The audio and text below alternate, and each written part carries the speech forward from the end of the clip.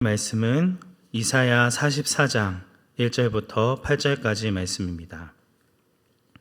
이사야서 44장 1절부터 8절까지 말씀 한 절씩 교독하겠습니다. 나의 종 야곱, 내가 택한 이스라엘아, 이제 들으라.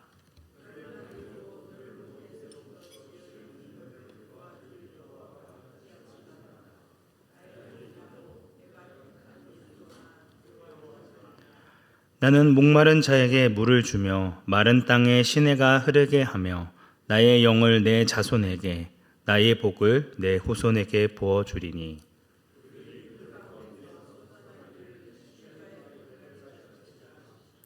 한 사람은 이르기를 나는 여호와께 속하였다 할 것이며 또 한 사람은 야곱의 이름으로 자기를 부를 것이며 또 다른 사람은 자기가 여호와께 속하였음을 그의 손으로 기록하고 이스라엘의 이름으로 존귀 여김을 받으리라.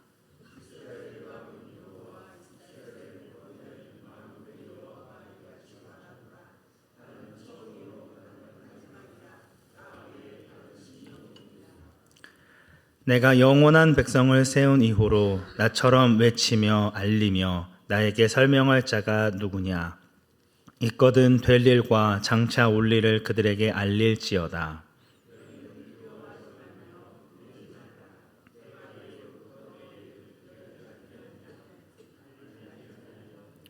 너희는 나의 증인이라. 나 외에 다른 신이 있겠느냐? 과연 반석은 없나니 다른 신이 있음을 내가 알지 못하노라. 아멘. 오늘 본문의 말씀은 이스라엘의 왕이시오 구원자가 되시는 만군의 하나님께서 그들의 백성에게 하시는 말씀입니다. 바벨론의 포로로 끌려가서 하나님께 버림받았다고 생각하며 절망에 빠져있는 유다 백성들에게 너희는 내가 택한 하나님의 백성이다 라는 말씀을 거듭 반복하고 있습니다. 1절부터 2절까지 말씀에만 3번을 강조하십니다. 1절 상반절에 나의 종 야곱, 내가 택한 이스라엘이라 부르시고 계시고 2절 상반절 말씀에서도 너를 만들고 너를 모태에서부터 지어내셨다라고 하며 2절 하반절 말씀에는 내가 택한 여수룬이라 부르십니다. 여수룬은 이스라엘을 부르는 시적인 호칭으로 의로운 자, 올바른 자라는 뜻을 가지고 있습니다. 자주 쓰이는 단어가 아니라 이스라엘 백성들을 명예롭게 부르실 때에 쓰는 단어입니다. 1절부터 2절 말씀에서만 이스라엘 백성들에 대한 호칭이 3번 바뀝니다. 야곱을 이스라엘로, 이스라엘을 더 시적이고 아름다운 이름인 여수룬으로 바꾸어 부르신다는 것입니다. 이스라엘 백성들이 현재 처해 있는 이 포로된 삶으로 인해 하나님의 말씀을 온전히 믿지 못하고 받아들이고 있지 못할지라도 나는 여전히 너희를 사랑하며 너희를 회복시키겠다는 하나님의 굳은 의지를 엿볼 수 있습니다. 그렇기 때문에 현재 너희에게 처해진 상황으로 인해 두려워하지 말라 거듭 명령하시며 이어지는 3절부터 4절까지의 말씀에서 이스라엘 백성들이 들어야 할 위로와 격려의 말씀을 주십니다.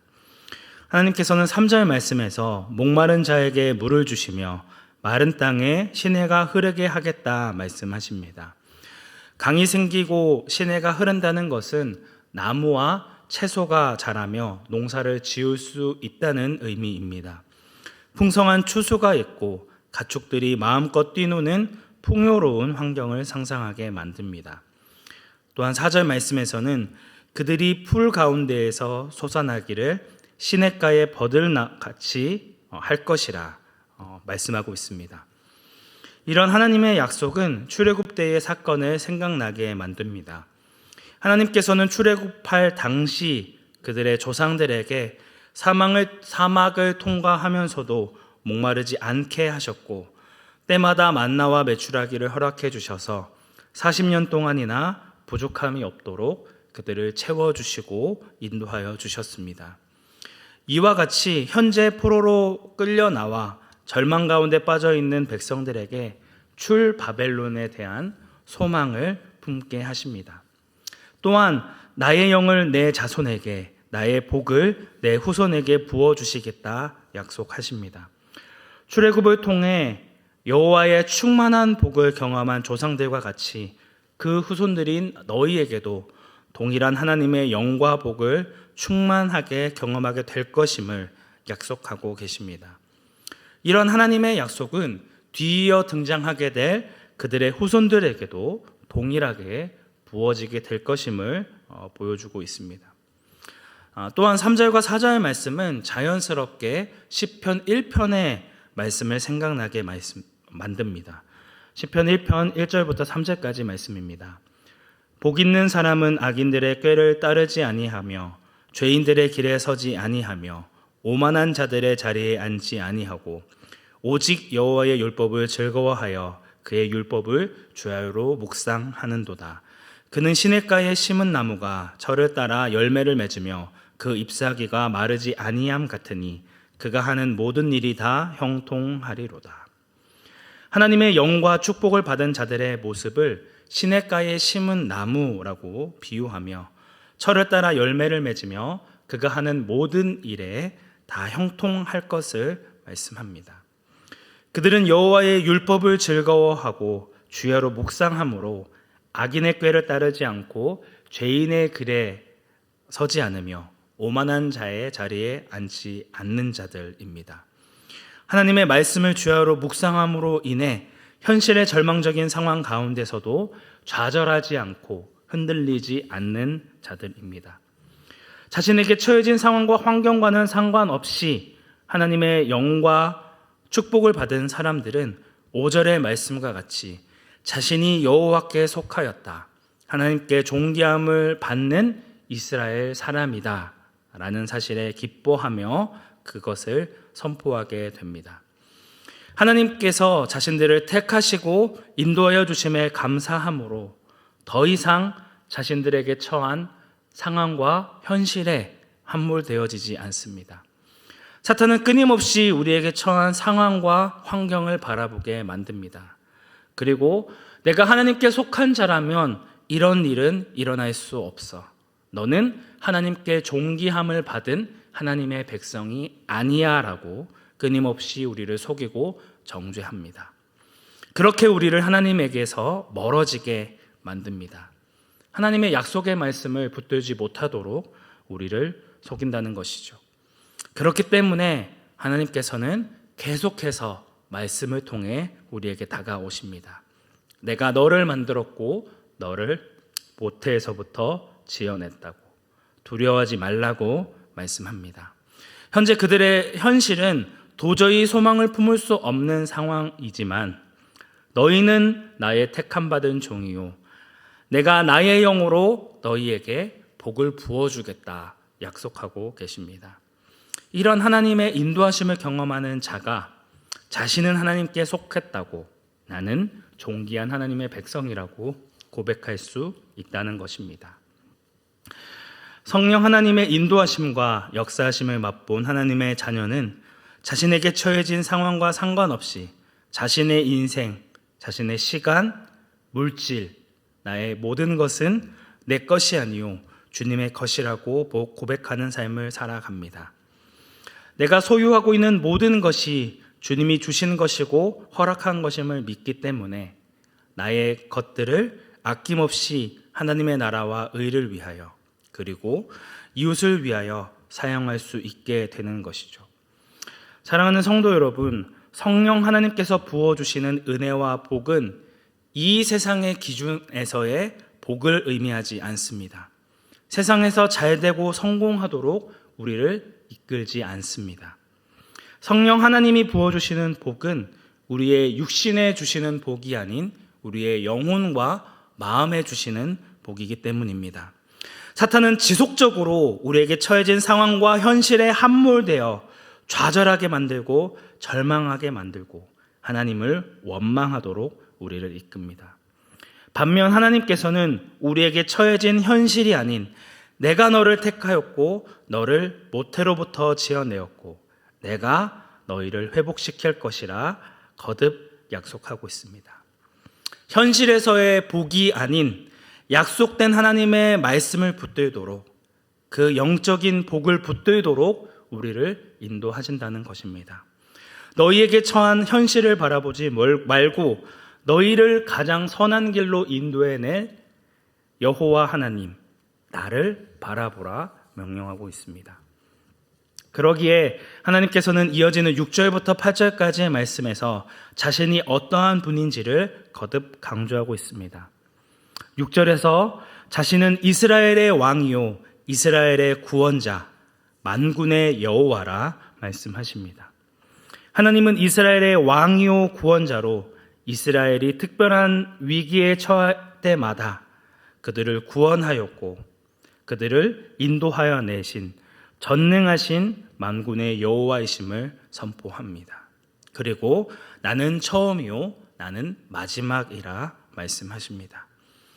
처음부터 마지막까지 역사를 지배하시고 통치하시는 분이시며 처음과 마지막이 다 나에게 속했다라고 선언하고 계십니다.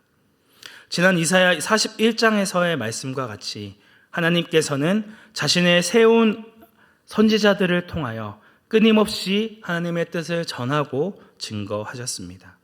그리고 7절의 말씀과 같이 하나님처럼 외치고 알리며 자신에 대해 그리고 장차 올 일에 대해 설명한 신은 아무도 없었습니다. 세상에 어떠한 신이 자신이 전한 말씀에 불순종하는 자들을 설득하시고 돌이키려 합니까? 세상에 어떤 신이 자기를 섬기는 비천한 종들을 사랑한다라고 고백하십니까? 죽어 마땅할 죄인들을 위하여 자신의 독생하신 아들을 내어 주신단 말입니까? 세상 어디에도 하나님과 같으신 분은 없습니다. 그럼에도 이스라엘 백성들은 하나님을 믿지 못하고 우상을 섬기고 있습니다. 하나님의 약속된 말씀을 붙들지 못하고 있습니다. 오늘 우리의 모습이지 않습니까? 우리는 끊임없이 현실의 삶 가운데 왜 복을 허락해 주시지 않냐고, 왜 내 기도에 응답해 주시지 않고, 왜 시궁창 같은 내 삶을 변화시키지 못하시냐고, 하나님이 하나님 되심을 보여주지 않으시냐고 항변합니다. 하지만 그럼에도 하나님께서는 우리를 사랑한다 말씀하십니다. 내가 너희를 영원한 백성으로 세울 것이요 너희를 증인으로 삼아 당신의 사랑과 은혜를 전하시겠다 말씀하십니다. 나 외에 다른 신이 없다는 것을 전할 수 있는 자는 그 사랑과 은혜를 먼저 받은 백성, 오늘 본문의 이스라엘 백성이요 오늘 하나님의 자녀로 부름받은 우리들입니다. 하나님께서는 너희는 나의 증인이다 라고 말씀하십니다. 하나님의 거듭된 심판과 경고의 말씀에도 불구하고 하나님께 돌이키지 않은 결과로 포로로 끌려가 있는 가운데 있지만 그럼에도 내가 너희를 회복시켜 예루살렘으로 인도해 내겠다 약속하시고 선한 길로 인도하시겠다 약속하십니다. 그러니 너희에게 처해진 상황으로 두려워하지 말라, 겁내지 말라 거듭 말씀하십니다. 말로 형용할 수 없는 하나님의 은혜를 받은 자로 오늘 우리는 택함받은 하나님의 백성으로 살아가고 계십니까? 그의 사랑을 전하는 증인으로 살아가고 계십니까? 우리의 소망은 이 땅이 아닌 하나님의 나라에 있습니다. 하나님께서 우리를 부르신 목적은 이 땅에서 많은 돈을 벌고 남들보다 풍요롭게 삶을 살아가는 것이 아닌 하나님께 받은 사랑과 은혜를 이웃에게 전하고 증거하는 증인의 삶으로 부르셨다는 것이죠. 참으로 자신을 주님의 것이라 고백하는 자는 지금까지 구해왔던 자기 중심적인 삶에서 돌이켜 하나님을 위해 그리고 이웃을 위해 자신의 것을 내어주는 삶을 살게 되어 있습니다. 우리는 주님께 속한 자입니까? 주님께서 아낌없이 자신의 모든 것을 내어주신 같이 우리 역시도 우리의 것을 내어주실 수 있나요? 우리를 두렵게 만드는 현실의 상황보다, 현실의 삶보다 더 크신 하나님을 붙들므로 하나님의 사랑과 은혜를 증거하는 증인된 삶을 살아가는 온사랑교회 성도님들이 되시기를 주님의 이름으로 축복합니다. 함께 기도하겠습니다. 은혜가 충만하신 하나님 아버지, 하나님께서는 끊임없이 우리를 사랑하신다. 너희를 택하였고 너희를 나의 증인으로 삼으시겠다.